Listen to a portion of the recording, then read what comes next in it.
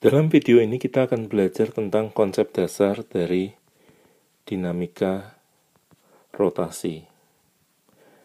Di sini kita akan mengenal beberapa besaran fisika yang lain, yaitu seperti momen gaya,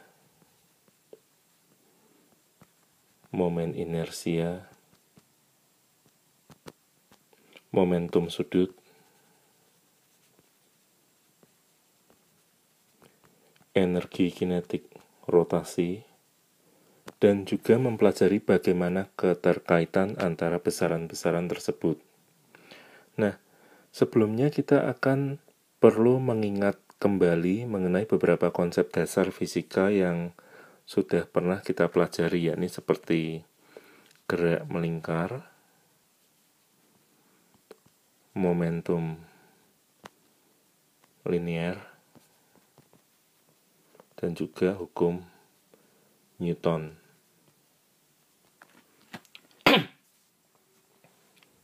Nah, baik, kita mulai.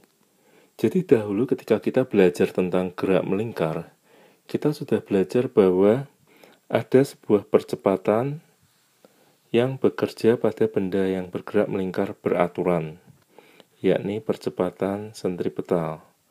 Percepatan sentripetal ini bertanggung jawab atau terjadi akibat perubahan dari arah kecepatan gerak benda, namun besar dari kecepatan V tetap, yakni sebesar kecepatan sudut dikali dengan jari-jari rotasi.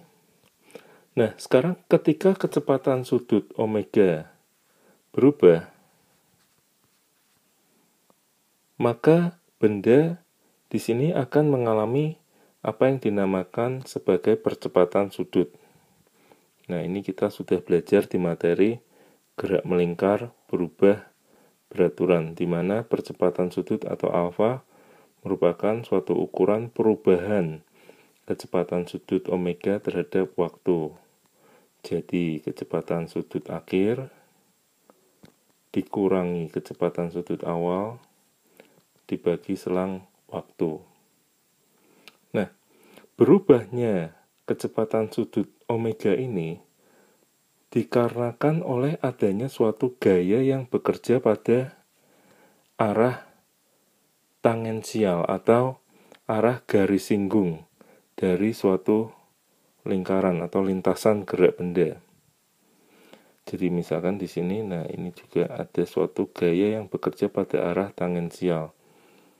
Jadi gaya tangensial ini sekali lagi menghasilkan suatu percepatan sudut alfa.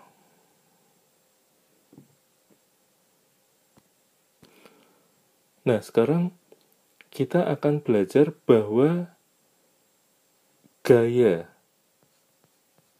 yang tegak lurus dengan jari-jari lintasan dari gerak melingkar ini atau gaya tangensial tersebut akan menimbulkan suatu efek memutar yang dinamakan sebagai momen gaya. Jadi momen gaya ini merupakan suatu efek memutar oleh sebuah gaya yang bekerja pada arah tangensial atau garis singgung dari lintasan lingkaran, suatu benda yang bergerak melingkar.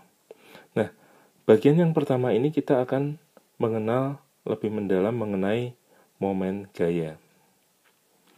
Nah, sekarang ada satu eksperimen sederhana yang bisa kita kerjakan begini. Jadi, jika kalian bisa mencobanya, maka silahkan dilakukan. Kita bisa memegang sebuah gelas yang diisi air. Nah, di mana posisi lengan kita adalah seperti ini, jadi lurus ke samping. Nah, sekarang cobalah ukur dengan suatu stopwatch sampai berapa lamakah kita dapat menahan gelas yang berisi air tersebut. Tentu jika ada dari kalian yang dapat menahan gelas yang berisi air dengan posisi tangan memegang seperti ini, yakni lurus ke samping, lebih lama dari 5 menit, maka boleh dikatakan kalian termasuk orang yang salah satu yang paling kuat di dunia ini, karena ini sangat sulit sekali. Nah, sekarang bandingkan ketika kita membawa gelas tadi dengan cara kita membawanya dengan tangan lurus ke bawah seperti ini. Tentu kita akan berpikir bahwa cara yang kedua ini akan lebih terasa ringan ketimbang dengan membawa seperti sebelumnya, yakni tangan yang diluruskan ke samping ini. Nah, sekarang apa yang menjadi penyebab tangan yang membawa lurus ke samping ini lebih terasa berat ketimbang tangan yang membawa gelas dengan lurus ke bawah?